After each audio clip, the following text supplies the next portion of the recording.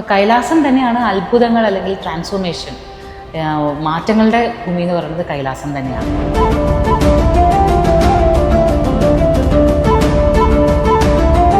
മോചിത എന്ന് പറയുന്ന വ്യക്തി ഉടലെടുക്കുന്നത് കൈലാസത്തിലാണ്. മോചിതയെ ഇന്ന് കാണുന്ന മോചിതയാക്കിയ ആ മനുഷ്യൻ ആരായിരുന്നു? നീ ശങ്കരാചാര്യ നാട്ടിൽ നിന്നല്ലേ വന്നത്? ശങ്കരാചാര്യ കാൽനടയായിട്ട് കൈലാസം വരെ വന്ന ആളല്ലേ.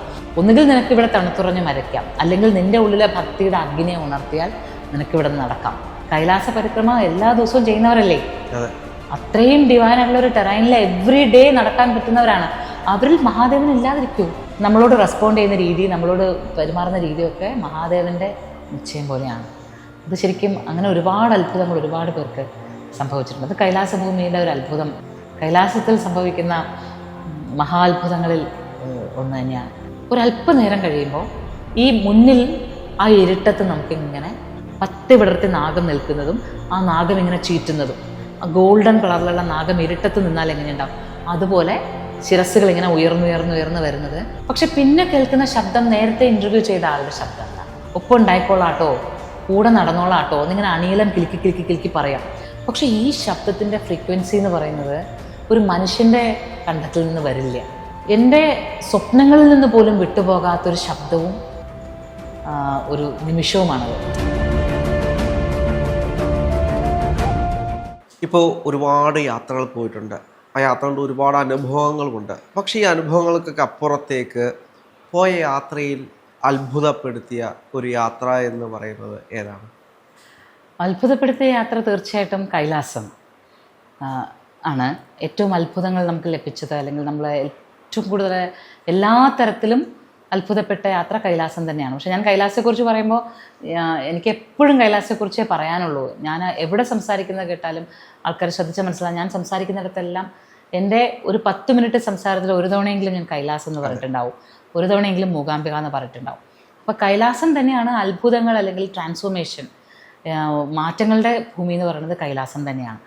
പക്ഷേ അതേപോലെ തന്നെ കൈലാസത്തിലാണ് മോചിത എന്ന് പറയുന്ന വ്യക്തി ഉടലെടുക്കുന്നത് കൈലാസത്തിലാണ്.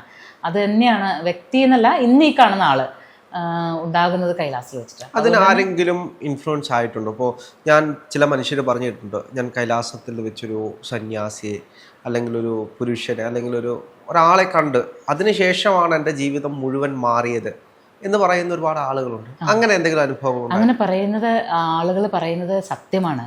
കാരണം വെച്ചാൽ അങ്ങനെ ആളുണ്ട്, അങ്ങനെ നമ്മൾ കാണും. അതായത് നമ്മുടെ ഉള്ളിൽ നമ്മൾ സൂക്ഷിക്കുന്ന ഈശ്വരൻ ഉണ്ടല്ലോ, ഈശ്വരൻ എന്ന് പറയുന്ന അല്ലെങ്കിൽ നമ്മളെ എല്ലാ തരത്തിലും പ്രൊട്ടക്റ്റ് ചെയ്യുന്ന ആ ശക്തി എന്ന് പറയുന്നത് പലപ്പോഴും അവിടെ വെച്ചിട്ട് ഒരു മനുഷ്യൻ്റെ രൂപത്തിലോ ഒരു തിബറ്റുകാരൻ്റെ രൂപത്തിലോ അല്ലെങ്കിൽ ഒരു കുതിരക്കാരൻ്റെ രൂപത്തിലോ ഒക്കെ ആയിരിക്കും മുന്നോട്ട് വരിക.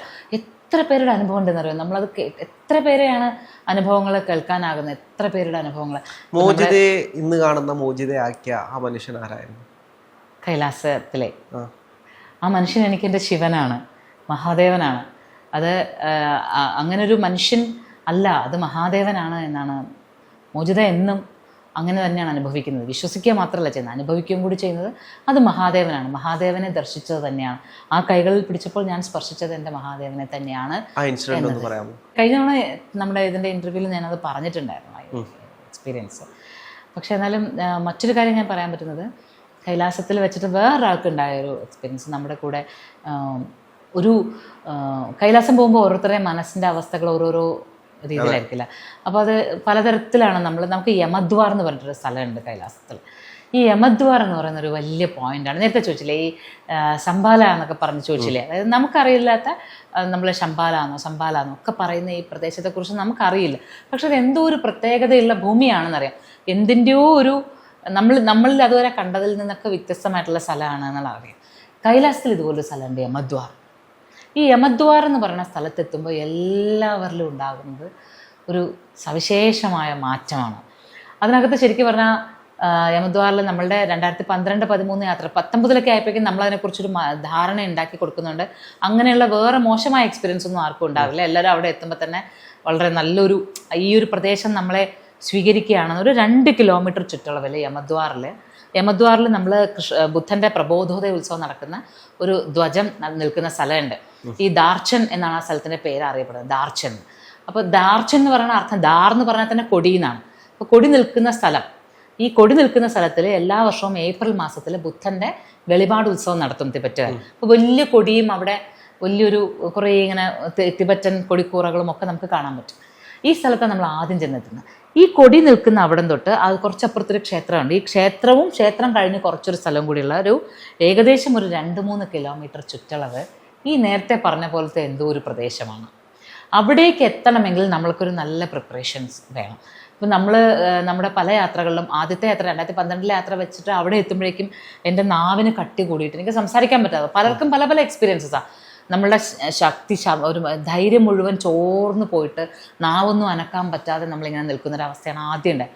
നമ്മൾ വിചാരിക്കും ഇതെന്താ സംഭവിക്കും. പക്ഷെ അവിടെ നിന്നൊരു 2 കിലോമീറ്റർ കൂടെ മാറിക്കഴിഞ്ഞാൽ ആ ബുദ്ധിമുട്ടൊന്നുമില്ല, പ്രശ്നമെല്ലാം മാറി. 2013 പോകുന്ന സമയത്തും ഇതുപോലെ തന്നെ നമ്മുടെ കൂടെയുള്ളവർ തന്നെ 1-2 പേര് വീഴുക, പിന്നെ ഒരാൾക്ക് പെട്ടെന്ന് വല്ലാണ്ട് ദേഷ്യം വരിക, ചിലത് ഭയങ്കര ഇമോഷണലി ഡൗൺ ആവുക, ഇങ്ങനെയൊക്കെ സംഭവിക്കും ഈ യമദ്വാറിലെത്തുമ്പോൾ. ഇത് നമ്മുടെ കർമ്മത്തിനനുസരിച്ച്, നമ്മളുടെ പൂർവ്വകർമ്മങ്ങൾ എങ്ങനെയാണോ ഈ കർമ്മങ്ങൾക്കനുസരിച്ച് നമ്മളെ അവിടെ വെച്ച് പ്യൂരിഫൈ ചെയ്തതിന് ശേഷം, കംപ്ലീറ്റ്ലി നമ്മളിന്ന് ക്ലെൻസ് ചെയ്തതിന് ശേഷം മാത്രമേ ഈ ശിവപുരിയിലേക്ക് അല്ലെങ്കിൽ ശിവലോകത്തേക്ക്, കൈലാസത്തിൻ്റെ ഭൂമിയാണല്ലോ അത്, ആ ഭൂമിയിലേക്ക് നമ്മളെ കയറ്റുള്ളൂ.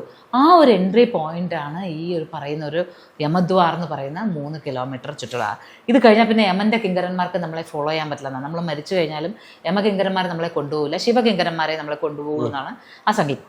ഈ യമദ്വാർ എന്ന് പറയുന്ന അത്രയും ഇപ്പോഴും 2-2.5 കിലോമീറ്റർ സ്ഥലം, അവിടെ എത്തിക്കഴിഞ്ഞാൽ അവിടെ ഒന്ന് കടന്ന് കിട്ടുന്നത് വരെ ശരിക്കും പറഞ്ഞാൽ കൈലാസയാത്രയിൽ പരിക്രമം നടക്കുമോ ഇല്ലയോ എന്ന് നമ്മൾ തീരുമാനിക്കണമെങ്കിൽ നമ്മൾ ആ യമദ്വാർ എന്ന് കഴിഞ്ഞ് കിട്ടണം. ഒരാളുടെ മാനസികമായിട്ടുള്ള എല്ലാ പരിവർത്തനങ്ങളും അവിടെ സംഭവിക്കും. അതായത് നമ്മളുടെ ബേസിക് ആയിട്ടുള്ള പല ക്വാളിറ്റീസും പലരിലും ഉണ്ടാവുമല്ലോ, ഗുണങ്ങൾ, ദുർഗുണങ്ങളും സദ്ഗുണങ്ങളും എല്ലാം ഉണ്ടാവും. ഇതെല്ലാം ഒന്ന് പുറത്തേക്ക് വരും. ഇതെല്ലാം പുറത്തേക്ക് വന്ന് അത് മുഴുവൻ ഷെഡ് ചെയ്ത് പുറത്തേക്ക് പോയി നമ്മളിങ്ങനെ എംറ്റി, ഒന്നുമില്ലാതെ ഭാരമില്ലാത്തൊരവസ്ഥയിലാവും. ആദ്യം നമ്മളിങ്ങനെ വിങ്ങി പൊട്ടും.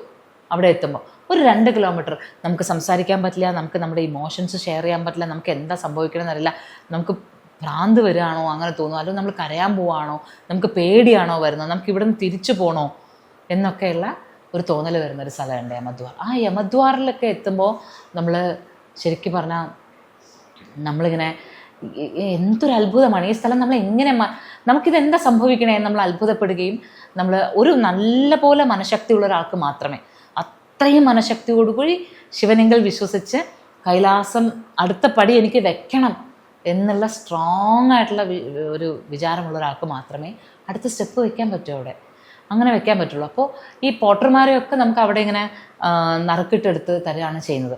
അപ്പോൾ ഈ നറുക്കിട്ടെടുക്കുമ്പോൾ നമ്മൾ പലപ്പോഴും പലപ്പോഴും പല സ്റ്റേറ്റ്മെൻറ്റ് ഇങ്ങനെ വെറുതെ തമാശയായിട്ട് പറയുമല്ലോ. അപ്പോൾ നമ്മുടെ കൂടെ ഉണ്ടായിരുന്ന ഒരാൾ പറഞ്ഞു, ആ നിൽക്കുന്ന പോട്ടറാണ് ഉണ്ടെങ്കിൽ എനിക്ക് വേണ്ട കേട്ടോ, ഞാൻ പരിക്രമേ ചെയ്യുന്നില്ല, ആ പോട്ടറയാണ്, ആ ആൾക്ക് ഒരു വൃത്തിയില്ല, ആ ആളെയാണ് എനിക്ക് കിട്ടുന്നതെങ്കിൽ ഞാൻ പരിക്രമേ ചെയ്യുന്നില്ല എന്ന് പറയും. നമുക്ക് നറുക്കിട്ടിട്ടാണ് എടുക്കുന്നത്. നറുക്കിട്ടെടുക്കുമ്പോൾ കൃത്യം അതേ ആൾ, ആ ആളെ തന്നെയാണ് കിട്ടിയിരിക്കുന്നത്. അപ്പം നമ്മൾ ആ പുള്ളിക്കാരത്തെ അപ്പോൾ പറഞ്ഞു, എന്നാ ഞാൻ പരിക്രമ ചെയ്യുന്നില്ല എന്നൊക്കെ പറഞ്ഞു. അപ്പം നമ്മൾ പിന്നെ അപ്പം സംസാരിക്കണം, ഇത്രയും അടുത്ത് വന്നിട്ട് പരിക്രമ ചെയ്യാൻ ഇതൊരു കാരണമാണോ അദ്ദേഹം? അങ്ങനെയൊക്കെ നമ്മൾ എന്താണോ വിചാരിക്കുന്നത് ആ വിചാരങ്ങളെല്ലാം അപ്പുറത്തേക്ക് കടത്തിക്കൊണ്ട് പോകുന്നൊരു ശക്തി അവിടെയുണ്ട്. അപ്പം നമ്മുടെ കൂടെ യാത്ര ചെയ്യുന്ന ഡോക്ടർ ആശ ചേച്ചിയുടെ കൈലാസയാത്രയുടെ സമയത്തുള്ള ഒരു അനുഭവത്തെക്കുറിച്ച് പറയും.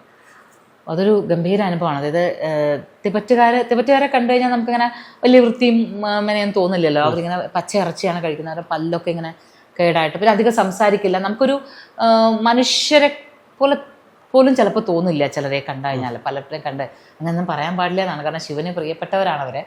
എന്നാലും അപ്പോൾ ആ ഡോക്ടർ പരിക്രമയ്ക്ക് പോയിട്ട് ഫസ്റ്റ് ഡേ കഴിഞ്ഞ് സെക്കൻഡ് ഡേ പോകുന്ന സമയത്ത് ഈ ആളിൽ നിന്നൊരു ഡിസ്റ്റൻസ് വെച്ച് പോവുക, ഇയാളെ കാണാനൊരു അങ്ങനെ അടുപ്പം തോന്നാത്ത രീതിയിൽ എല്ലാവർക്കും തോന്നുന്നുണ്ടോ അങ്ങനെയൊക്കെ. പക്ഷെ ഇങ്ങനെ പൊയ്ക്കൊണ്ടിരിക്കുന്ന സമയത്ത് ഇവർ സെക്കൻഡ് ഡേ എത്തിയപ്പോഴേക്കും എന്തോ ഒന്ന് പറ്റിയിട്ട് കുതിരയിൽ നിന്ന് ചേച്ചി താഴേക്ക് വീണിട്ടൊരു കുഴിയിലേക്ക് വീണു. കുഴിയിലേക്ക് പോകാൻ പാകത്തിന് ഇങ്ങനെ വീണു. അപ്പോൾ ഇദ്ദേഹം ഓടി വന്ന് ഇങ്ങനെ ഹഗ് ചെയ്തിട്ട് ചേർത്ത് പിടിച്ചിട്ട് മുകളിലേക്ക് ഇങ്ങനെ ചേർത്ത് ഇങ്ങനെ പിടിച്ചിരിക്കുക, ചേച്ചി ഇങ്ങനെ ഉയർത്തി ഇങ്ങനെ പിടിച്ചിരിക്കുക. അപ്പോൾ ആ ഹഗ്ഗിൽ ഇങ്ങനെ നിൽക്കുകയാണ്. അപ്പോൾ ചേച്ചി ഇങ്ങനെ പറയാണ്, അപ്പോൾ അതുവരെ നമ്മൾ ഒരു തിബറ്റുകാരൻ അല്ലെങ്കിൽ വൃത്തിയില്ലാത്തതോ അല്ലെങ്കിൽ കുളിക്കാത്തതോ എന്നൊക്കെ നമ്മൾ മനസ്സിൽ വിചാരിച്ചിരുന്ന ഒരാൾ ശിവനായിട്ട് തന്നെ ആദ്യം അച്ഛനായിട്ട് തോന്നി എന്നാണ് പറഞ്ഞത്, സ്വന്തം അച്ഛനായിട്ട് തോന്നി.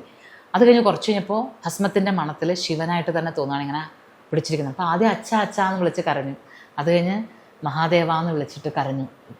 കുറേ നേരം ഹോൾഡ് ചെയ്തിരുന്നു. പിന്നെയാണ് മുകളിലേക്ക് എടുത്ത് കൊണ്ടുവന്നതൊക്കെ. ചേച്ചി കയ്യിലും കഴുത്തിലും ഉണ്ടായിരുന്ന ഗോൾഡ് മുഴുവൻ ഒരു അദ്ദേഹത്തിന് കൊടുത്ത് കാലിൽ തൊട്ട് നമസ്കരിക്കുകയൊക്കെ ചെയ്തു. ഇന്നും ചേച്ചിക്ക് ആ അനുഭവം പറയുമ്പോൾ കണ്ണ് നിറഞ്ഞു വരും. ആയുർവേദ ഡോക്ടറാണ്, രണ്ടുപേരും ഭാര്യയും ഭർത്താവും ആയുർവേദ ഡോക്ടേഴ്സാണ്. അവരിന്നും ആ കൈലാസിൻ്റെ അനുഭവം പറയും. അതുപോലെ തന്നെ മറ്റൊരാൾ കൈലാസിൽ പോയ സമയത്ത് ഇതുപോലെ സെക്കൻഡ് ഡേ പരിക്രമ ചെയ്യുന്ന സമയത്ത് ഇതുപോലെ കാല് പെട്ടെന്ന് മഞ്ഞിലിങ്ങനെ തണുത്തു പോകും. കാല് നമ്മൾ മഞ്ഞിലൂടെ നടക്കുമ്പോൾ കാല് നമുക്കിങ്ങനെ ഫ്രോസൺ ആയതുപോലൊരു ഫീൽ വരും. ഇത് നമ്മൾ നടക്കാൻ പറ്റിയില്ല, പിന്നെ നമ്മളവിടെ നിൽക്കുകയാണെങ്കിൽ നമ്മളിങ്ങനെ ഉറഞ്ഞുറഞ്ഞ് മരിക്കുക എന്ന് പറയുന്നൊരവസ്ഥയാണ്. അത് വല്ലാത്ത അവസ്ഥയാണ്. നമ്മളവിടെ നിന്ന് തണുത്ത് മരിക്കുക, അല്ലാതെ വേറെ വഴിയില്ല, വേറെ ഒരു ഓപ്ഷൻസും ഇല്ല. അന്നത്തെ കാലത്തിട്ട് ഇന്ന് അതെല്ലാം മാറി, സംവിധാനങ്ങളെല്ലാം മാറി. ഇന്ന് അന്നത്തെ കാലത്ത് അങ്ങനെയാണ്. അപ്പോൾ ഇദ്ദേഹത്തിന് പോർട്ടറായിട്ട് കിട്ടിയത് ഒരു തിബറ്റുകാരനാണ്. അപ്പോൾ തിബറ്റുകാർ പൊതുവേ നമ്മളോടൊന്നും സംസാരിക്കില്ല. അവർക്ക് നമ്മുടെ ലാംഗ്വേജും അറിയില്ല, അവർ പറയുന്ന ലാംഗ്വേജ് നമുക്ക് മനസ്സിലാവുകയില്ല, ഒന്നുമില്ല. വെള്ളം കുടിക്കാൻ സമയമാകുമ്പോൾ നമ്മളിങ്ങനെ കൈ കാണിക്കും, അവർ വെള്ളം തരും, അങ്ങനെയൊക്കെ ഉള്ളൂ, അല്ലാതെ വേറൊന്നും സംസാരിക്കില്ല. അപ്പോൾ ഇദ്ദേഹത്തിന് കിട്ടിയ ഈ തിബറ്റ് ഗൈഡ് പോർട്ടറാണെങ്കിലും ഒന്നും മിണ്ടുന്നൊന്നുമില്ല. അയാൾ പാട്ട് പാടി അതിൽ നടക്കുന്നുണ്ടാവും, ഇദ്ദേഹം ഇതിൽ നടക്കും, ഒന്നും സംസാരിക്കില്ല. വെള്ളം വേണമെങ്കിൽ തന്നെ വലിയ കുറേ നേരം ആംഗ്യം കാണിച്ചാലും മെനക്കെട്ടാലൊക്കെ മാത്രമേ പുള്ളി വെള്ളം പോലും കൊടുക്കുള്ളൂ. കാരണം നമ്മുടെ ബാഗ് അവരാണല്ലോ എടുക്കുക. അങ്ങനെ പോവാണ്. അപ്പോൾ സെക്കൻഡ് ഡേ പരിക്രമ എത്തിയപ്പോൾ ഇതുപോലെ സെക്കൻഡ് ഡേ പരിക്രമ ഡോൽമാല പാസിൽ നടന്നുകൊണ്ടിരിക്കുമ്പോൾ ഇദ്ദേഹത്തിൻ്റെ കാല് ഇങ്ങനെ അനക്കാൻ തണുത്തിട്ട് അനങ്ങുന്നില്ല, മുന്നോട്ട് നടക്കാൻ പറ്റുന്നില്ല. അത് കുതിരപ്പുറത്ത് കയറാൻ പറ്റില്ല, നമ്മൾ നടന്നു പോകേണ്ട കുറച്ച് ദൂരമുണ്ട്. അപ്പം നടക്കാൻ പറ്റുന്നില്ല, കാലിങ്ങനെ ഉറഞ്ഞു നിൽക്കുകയാണ്. ഇദ്ദേഹത്തിന് എന്താ ചെയ്യേണ്ടതെന്നല്ല, അദ്ദേഹത്തിന് മനസ്സിലായി മരിക്കാൻ തുടങ്ങുക, ഇങ്ങനെ തണുക്കുക അല്ലാതെ ഒരു വഴിയില്ല എന്ന് പറഞ്ഞു. അപ്പോൾ ഇദ്ദേഹം ഇങ്ങനെ നോക്കുകയാണ്, ഈ പോട്ടറുടെ കണ്ണിലേക്ക് ഇങ്ങനെ നോക്കുകയാണ്, വേറെ എന്താ ചെയ്യേണ്ടേ ഒന്നും അറിയില്ല, എന്താ ചെയ്യേണ്ടത്. അപ്പോൾ ഈ പോട്ടർ ഇങ്ങനെ അടുത്തേക്ക് വന്നു, ഇദ്ദേഹത്തിന് അടുത്തേക്ക് വന്നിട്ട് ചുറ്റും വട്ടത്തിൽ നടക്കാൻ തുടങ്ങി. ഫാസ്റ്റായിട്ട് ഇങ്ങനെ നടക്കാൻ തുടങ്ങിയിട്ട് പെട്ടെന്ന് മലയാളത്തിൽ സംസാരിക്കാൻ തുടങ്ങി. സംസാരിക്കുന്നത് എന്താണ്, ആളുടെ പേര് വിളിച്ചിട്ടാണ് പറയണത്. പേര് വിളിച്ചിട്ട് പറയാണ്, നീ ശങ്കരാചാര്യരുടെ നാട്ടിൽ നിന്നല്ലേ വന്നത്, ശങ്കരാചാര്യ കാൽനടയായിട്ട് കൈലാസം വരെ വന്ന ആളല്ലേ, അപ്പോൾ ആ ഊർജ്ജം നിന്നിൽ കിടപ്പില്ലേ, നിനക്ക് തീരുമാനിക്കാം. ഇപ്പോൾ ഒന്നുകിൽ നിനക്ക് ഇവിടെ തണുത്തുറഞ്ഞ് മരയ്ക്കാം, അല്ലെങ്കിൽ നിൻ്റെ ഉള്ളിലെ ഭക്തിയുടെ അഗ്നിയെ ഉണർത്തിയാൽ നിനക്കിവിടെ നടക്കാം എന്ന് മലയാളത്തിൽ പറഞ്ഞുകൊണ്ട് ഈ പോട്ടർ ഇങ്ങനെ ചുറ്റും നടക്കുകയാണ് ഇദ്ദേഹത്തിൻ്റെ. ഈ ചുറ്റും നടക്കുമ്പോൾ ഇദ്ദേഹത്തിന് തോന്നുകയാണ് ഈ അഗ്നികുണ്ഡം ഇങ്ങനെ ഒരുക്കിയിട്ടിരിക്കുകയാണ് ചുറ്റും എന്ന് തോന്നുകയാണ്. ഇദ്ദേഹത്തിൻ്റെ ശരീരം മുഴുവൻ ചൂടായി വന്ന് പിന്നെ നടന്ന്, അപ്പോൾ ഇദ്ദേഹത്തിന് വേഗം എണീക്കാൻ പറ്റി, മൂവ് ചെയ്യാൻ പറ്റി, നടക്കാൻ പറ്റിയോടുകൂടി മറ്റേ ആളെ പെട്ടെന്ന് വീണ്ടും പഴയതുപോലെ ഒന്നും മിണ്ടാതെ നടന്ന് 3 ദിവസത്തെ പരിക്രമ കഴിഞ്ഞ് അദ്ദേഹത്തെ ക്യാമ്പിൽ കൊണ്ടുപോയി. ഇങ്ങനെ അവിടുത്തെ ഓരോ തിബറ്റുകാരും സാക്ഷാൽ ഭഗവാനാണ്, ശരിക്കും ഭഗവാനാണ്. നമുക്ക് ചിലപ്പോൾ അത്ഭുതത്തോടെ മാത്രമേ നമുക്ക് ഇപ്പോഴത്തെ കൈലാസ യാത്രയിൽ പോലും ചിലരോട് റൂഡായിട്ട് പെരുമാറുക, ചിലരോട് ഭയങ്കര റൂഡായിട്ട് പെരുമാറുക, ചിലരെ ഒന്ന് തല്ലുക, ഒന്ന് തട്ടുക. അപ്പോൾ ആ തട്ട് കിട്ടുന്നവരൊക്കെ വല്ലാണ്ട് വിഷമിക്കും. ശരിക്കും പറഞ്ഞാൽ അതോടുകൂടി കർമ്മദോഷങ്ങൾ പോയി എന്നാണ്. കർമ്മദോഷങ്ങളെ തട്ടി അകറ്റാൻ പറ്റില്ല. നമ്മൾ ഈ കാലഭൈരവ ക്ഷേത്രത്തിലൊക്കെ പോകുന്ന സമയത്ത് നമ്മളിങ്ങനെ പിടിച്ച് കുനിച്ച് നിർത്തിയിട്ട് ഇങ്ങനെ അടിക്കും, ഇങ്ങനെ കുനിച്ച് ഇങ്ങനെ ഇടിച്ചിട്ടാണ് നമ്മുടെ ദോഷങ്ങൾ പോകാമെന്ന് പറയാം. അതേപോലൊരു അവസ്ഥയാണത്. അപ്പം ആ പോട്ടേഴ്സിലൊക്കെ ദൈവം പ്രവർത്തിക്കും. നമ്മുടെ കൂടെ നടക്കുന്ന ഒന്നുമല്ലെങ്കിലും നമ്മൾ ആലോചിച്ചാൽ മതി, കൈലാസ പരിക്രമ എല്ലാ ദിവസവും ചെയ്യുന്നവരല്ലേ, അത്രയും ഡിവൈനായിട്ടുള്ള ഒരു ടെറൈനിൽ എവറി ഡേ നടക്കാൻ പറ്റുന്നവരാണ്. അവരിൽ മഹാദേവൻ ഇല്ലാതിരിക്കുമോ? ഉണ്ട്. ശിവോഹം എന്ന് പറയുന്ന വലിയ തത്വമല്ലേ. അപ്പോൾ അവർ ശരിക്കും നമ്മളോട് റെസ്പോണ്ട് ചെയ്യുന്ന രീതി, നമ്മളോട് പെരുമാറുന്ന രീതിയൊക്കെ മഹാദേവൻ്റെ നിശ്ചയം പോലെയാണ്. അത് ശരിക്കും അങ്ങനെ ഒരുപാട് അത്ഭുതങ്ങൾ ഒരുപാട് പേർക്ക് സംഭവിച്ചിട്ടുണ്ട്. അത് കൈലാസഭൂമിയുടെ ഒരു അത്ഭുതം, കൈലാസത്തിൽ സംഭവിക്കുന്ന മഹാത്ഭുതങ്ങളിൽ ഒന്ന് തന്നെയാണ്. പിന്നെയുള്ള യാത്രകളിൽ ഒരുപാട് യാത്രകളുണ്ട്. ഇപ്പോൾ മൂകാംബിക ക്ഷേത്രത്തിൽ എപ്പോഴും പോകുമ്പോൾ, ഇത്തവണ കഴിഞ്ഞോണം പോയപ്പോഴാണ് കമലശിലെ എന്ന് പറയുന്ന സ്ഥലത്തേക്ക് പോകാൻ പറ്റിയത്. കമലശിലെ ക്ഷേത്രത്തിൻ്റെ അടുത്ത് ശുപാർശ ഗുഹ എന്ന് പറഞ്ഞിട്ടൊരു ഗുഹയുണ്ട്. മൂകാംബികയിൽ പോകുമ്പോൾ മൂകാംബികയിൽ നിന്ന് 35 കിലോമീറ്റർ അകലെയായിട്ടാണ് കമലശില എന്ന് പറഞ്ഞ ക്ഷേത്രം. എങ്ങനെയാണോ മൂകാംബിക ദേവിയുടെ വിഗ്രഹം ഇരിക്കുന്നത് അതേപോലെ തന്നെയാണ് കമലശിലയിൽ ഭഗവതി ഇരിക്കുന്നത്. ആ വിഗ്രഹം ഇരിക്കുന്നതിൻ്റെ കുറച്ച് അകലെയായിട്ട് ശുപാർശ ഗുഹ. അതിങ്ങനെ മണ്ണ് കൊണ്ടും ചെളി കൊണ്ടും മാത്രമുള്ള ഒരു ഗുഹയാണ്. നമ്മൾ ഇറങ്ങിക്കഴിഞ്ഞാൽ ഇരുട്ടാണ്, ഒന്നും കാണാനില്ല. അവിടെ നമുക്ക് 3 ശിവലിംഗങ്ങൾ ഇങ്ങനെ 3 ശിവലിംഗങ്ങളെ ഉപാസിക്കുന്ന കാണാം. താഴേക്ക് ഇറങ്ങുന്ന നാഗന്മാരുടെ ഇരിപ്പിടം എന്നാ പറയാം, നാഗലോകമാണെന്നാ പറയാം. പാതാള ലോകത്തിന് മുകളിൽ നാഗലോകം ഇരിക്കുന്നു. അപ്പം നമ്മൾ ശരിക്കും താഴേക്ക് ഇറങ്ങി ചെല്ലുമ്പോൾ ഇരുട്ട് എന്ന് പറഞ്ഞാൽ അങ്ങനെ ഇരുട്ടാണ്. വെളിച്ചമോ മൊബൈലോ ഒന്നും തെളിയിക്കരുതെന്ന് നമ്മളെ കൊണ്ടുപോകുന്ന പൂജാരി പറയും. അവിടെ ചെല്ലുമ്പോൾ ഇങ്ങനെ ഉറവകളുടെ വെള്ളം ഇങ്ങനെ ഒഴുകുന്ന ശബ്ദം കേൾക്കാം. ആ വെള്ളത്തിൽ നമുക്ക് തോന്നും ഈ നാഗം പൊളഞ്ഞു പോയാൽ എങ്ങനെ ഉണ്ടാവും, ഈ ശബ്ദമൊക്കെ നമുക്ക് കേൾക്കാം. നമ്മൾ ഈ കാല് വെക്കുന്നതൊക്കെ നാഗങ്ങളുടെ പുറത്താണോ അങ്ങനെയൊക്കെ നമുക്ക് തോന്നും. അത്രയ്ക്കും ആഴമുള്ള ഇരുട്ട് നമ്മൾ വേറെ എവിടെയും കണ്ടിട്ടില്ല. നമ്മളിപ്പോൾ ഇവിടെയൊക്കെ വന്നപ്പോൾ നമുക്ക് കറണ്ട് പോയി ഇരുട്ടുന്നെങ്കിൽ എവിടേക്കോ എന്തോ പ്രകാശത്തിൻ്റെ കിരണങ്ങൾ നമ്മൾ സൂക്ഷിക്കുന്നുണ്ട്, ചെറിയ ചെറിയ ലൈറ്റ്സ് ഒക്കെ. ഇത് അങ്ങനെയല്ല, ശുപാർശ ഗുഹയ്ക്കകത്ത് മുഴുവനും ഇരുട്ടാണ്, ആഴമുള്ള ഇരുട്ട്. ആ ഇരുട്ടിൽ നമ്മളെ കൊണ്ടുപോയിട്ട് അദ്ദേഹം അവിടെ നിർത്തിയിട്ട് കുറച്ചു നേരം മിണ്ടാതിരിക്കും. എന്നിട്ട് പറയാം, മിണ്ടാതിരിക്കും, നിങ്ങൾക്ക് നാഗലോകം കാണണം, നാഗലോകം കാണണമെങ്കിൽ മിണ്ടാതിരിക്കാൻ പറയും. നമ്മളവിടെ ചെന്നിട്ട് കണ്ണുകൾ തുറന്നിരിക്കുകയാണോ അടച്ചിരിക്കുകയാണോ എന്ന് പോലും നമുക്ക് അറിയാൻ പറ്റാത്ത രീതിയിലുള്ള ഇരുട്ടാണ്. പക്ഷെ നമ്മൾ അങ്ങനെ നിൽക്കുമ്പോൾ ഉണ്ടല്ലോ, ഒരല്പനേരം കഴിയുമ്പോൾ ഈ മുന്നിൽ ആ ഇരുട്ടത്ത് നമുക്കിങ്ങനെ സർപ്പശിരസ്സുകൾ, ചെറിയ കൊച്ചു കൊച്ചു മലകളും സർപ്പശീർഷങ്ങളും, പത്തി വിടർത്തി നാഗം നിൽക്കുന്നതും ആ നാഗം ഇങ്ങനെ ചീറ്റുന്നതും, ആ ഗോൾഡൻ കളറിലുള്ള നാഗം ഇരുട്ടത്ത് നിന്നാൽ എങ്ങനെ ഉണ്ടാവും അതുപോലെ ശിരസ്സുകൾ ഇങ്ങനെ ഉയർന്നുയർന്ന് വരുന്നത് നമുക്ക് കാണാൻ പറ്റും. അത് ഈ പറഞ്ഞ പോലെ എൻ്റെ തോന്നലുകളല്ല, നമ്മുടെ കൂടെ അന്ന് ഞങ്ങളുടെ കൂടെ ഉണ്ടായിരുന്ന ഒരുപാട് പേര് അത് കണ്ടു. അത് കറക്റ്റ്, അദ്ദേഹം പറയുന്ന നാഗലോകമാണ്. നിങ്ങൾ കണ്ണ് തുറന്നിട്ട് ഇങ്ങനെ ഈ ഇരുട്ടത്ത് നിശബ്ദമായിട്ട് നിന്നാൽ അത് കാണാൻ പറ്റും. അത് കാണാൻ പറ്റി. ആ ശബ്ദവും എന്നുള്ള ശബ്ദവും ഈ നാഗങ്ങളിങ്ങനെ ഓരോ ആ മലകൾക്ക് മുകളിൽ ഇരുട്ടിൽ അതിങ്ങനെ ഉയർന്നു വരുന്നൊരു ശുപാർശ ഗുഹ. അവിടെ വെച്ചിട്ടും അത്ഭുതം കൊണ്ട് നമ്മൾ ബോധശൂന്യമായി പോകുന്നു പറയില്ല, അതുപോലൊരു അവസ്ഥ ഉണ്ടായിരുന്നു.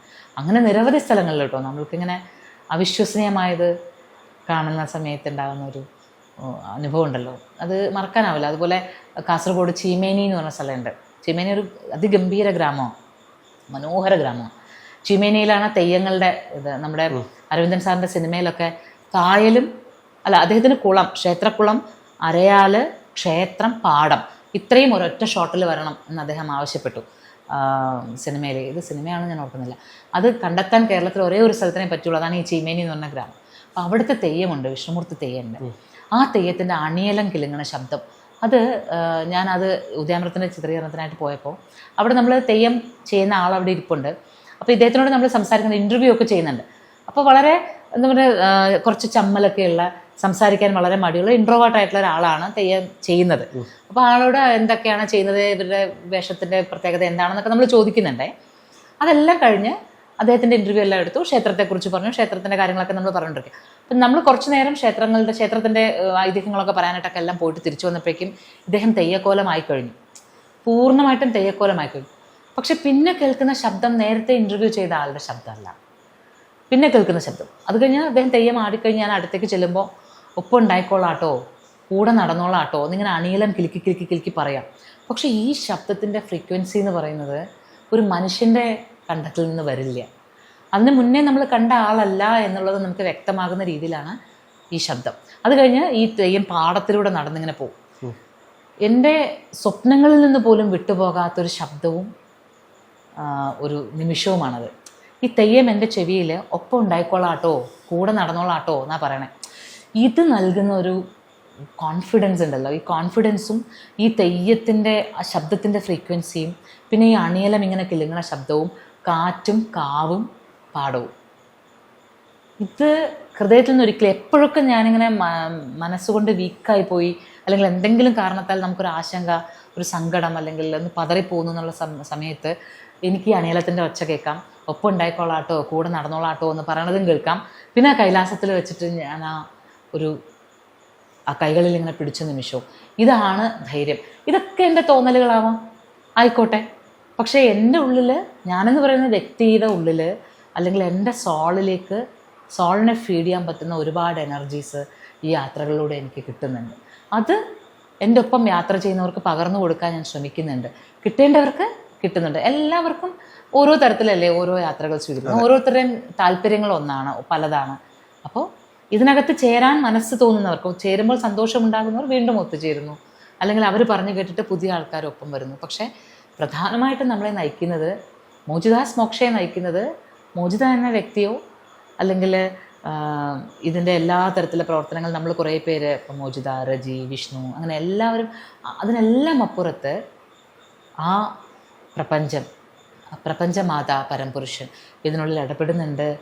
അവരാണ് നയിക്കുന്നത്. അനുനിമിഷം അവർ നയിച്ചാൽ മാത്രമേ ജീവിതമുള്ളൂ, അതിനപ്പുറത്തൊന്നുമില്ല. ഓരോ യാത്രകളും ഓരോ അത്ഭുതങ്ങളാണ്. ഇനിയും ഒരുപാട് യാത്രകൾ പോകാൻ ഒരുപാട് നന്ദി.